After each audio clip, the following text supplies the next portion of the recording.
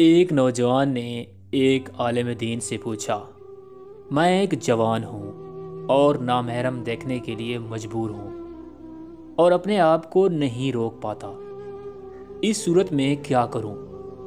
عالم دین نے اس کی بات پہ غور کیا اور اسے ایک برتن دیا جو دودھ سے لبالب بھرا ہوا تھا، اور تاکید کی کہ کوزے کو فلاں جگہ تک لے جاؤ اور خیال رکھنا کہ دودھ نہ گرے۔ پھر کہا، میں خود بھی ساتھ چلتا ہوں، اگر تم سے دودھ گرا تو میں سب لوگوں کے سامنے وہی تمہیں اس چھڑی سے ماروں گا۔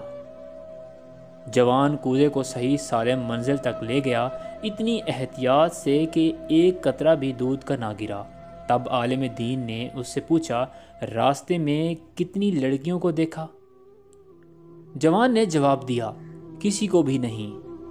میں اس فکر میں تھا کہ دودھ کو احتیاط سے منزل تک پہنچا دوں تاکہ لوگوں کے سامنے مار کھا کر ذلیل نہ ہوں۔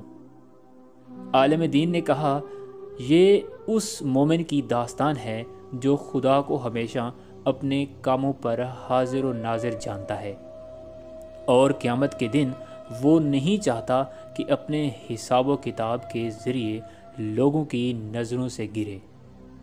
اگر آپ کو ہماری یہ ویڈیو اچھی لگی ہے تو ویڈیو کو لائک کر دیں اور چینل کو سبسکرائب کریں۔